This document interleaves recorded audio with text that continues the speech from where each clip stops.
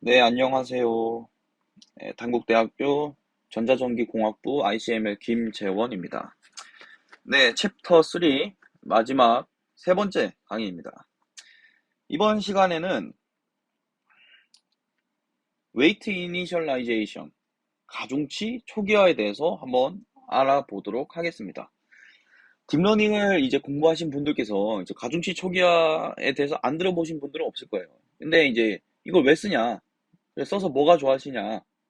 에 대한 의문을 가지고 계신 분들이 많으실 겁니다. 거기에 대해서 한번 살펴보도록 하죠. 그 전에 앞서 저희가 이걸 왜 사용하냐 도대체. 자, 딥러닝에 대해서 한번 생각을 해보죠. 딥러닝을 학습을 하는 데 있어서 어, 그 초기에 가중치를 이제 설정하는 것은 굉장히 중요합니다. 왜냐? 이 가중치를 잘못 설정했을 경우에는 여기 보시면은 그림 한번 보자고요. 여기가 이제 가중치 1, 여기가 가중치 2입니다.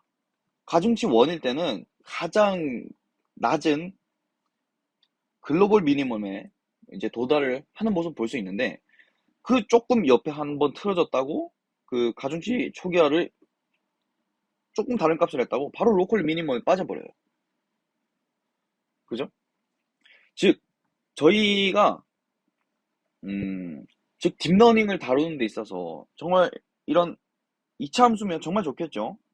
이렇게 볼록 함수면 이런 오목한 곳이 하나만 있으면 정말 좋을 것 같습니다. 하지만 저희는 파라미터가 굉장히 많고 뭐 이러한 함수를 가지고 있는 딥러닝을 사용하다 보니까 어, 로컬 미니멈에 빠지는 또는 뭐 그라디언트 디센트가 저기 그라디언트 베니싱이 일어날 가능성이 현저히 존재하기 때문에 저희는 이 초기 가중치 설정을 하는 것도 굉장히 중요하다. 즉 이러한 웨이트 이니셜라이제이션을 하는 이유는 로컬 미니멈에 빠지지 않기 위해서 라고 얘기할 수 있겠죠. 네. 그러면은 자, 도대체 가중치를 어떻게 초기화를 해야 되냐? 사람들은 처음에 이렇게 생각한 겁니다. 처음에는 0으로 한번 초기화를 시켜보자. 그냥 모든 파라미터의 값이 같다면은 아마 역전파, 즉 백프로파게이션을 통해서 갱신을 해도 모두 같은 값으로 변하게 될 겁니다. 0으로 초기화를 하게 되면은. 그러면은 뭐 신경망을 구성하는 데 있어서 아무 의미가 없어지죠.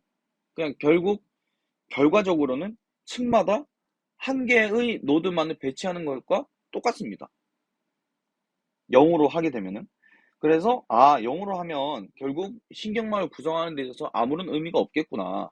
결국 그라디언트를 구해도 0이 나올 거기 때문에, 즉 그라디언트 베니싱 문제가 여전히 발생하며 아무 의미 없겠구나. 그럼 결국 우리는 랜덤으로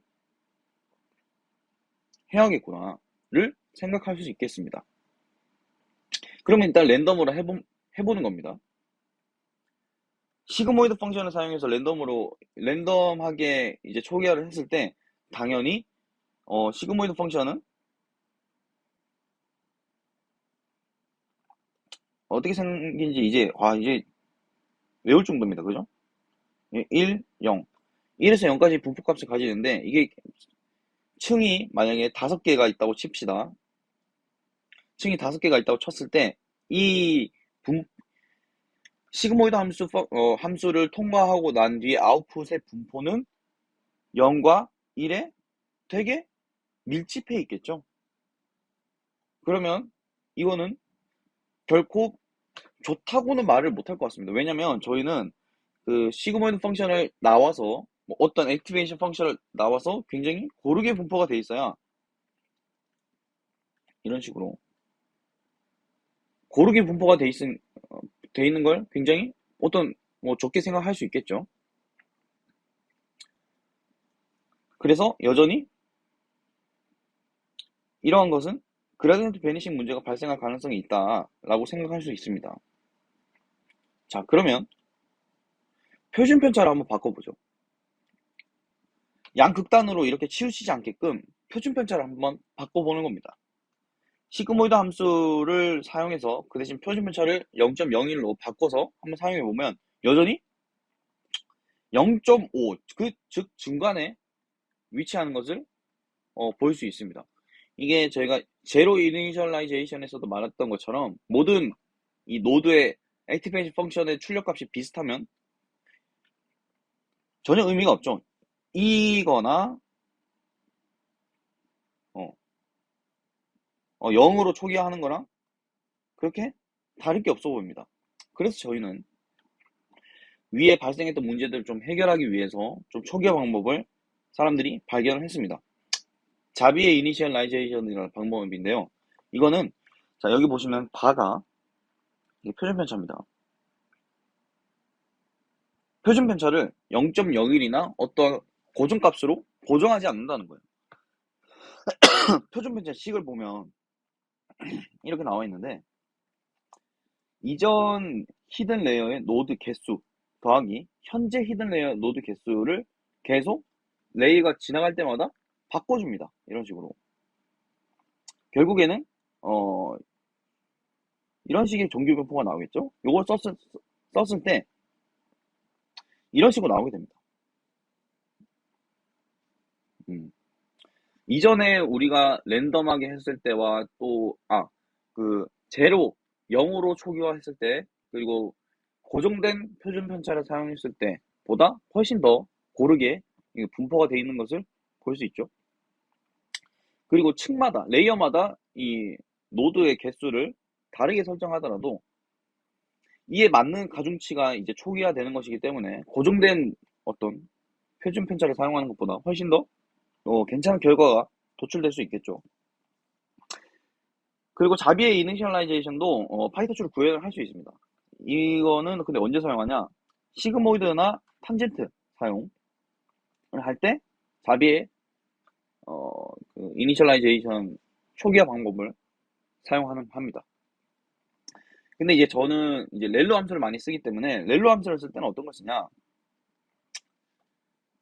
he 이니셜라이제이션을 씁니다. 뭐 흐라고 얘기하시는 분들도 있고 히라고 얘기하시는 분들도 있고 뭐 워낙 뭐 개인마다 그 부르는 게 달라가지고 예. 이것도 식을 보면 이렇게 단순히 이전 레이어의 노드에 대한 걸 사용해서 표준 편차를 구해서 그 표준 편차를 넣어서 정규 분포를 구합니다. 이거는 렐룩의 액티베이션 펑션을 사용하는 것이고 사용할 때 렐룩의 액티베이션 펑션을 사용할 때 이 초기화 방법으로 사용되는 방법입니다.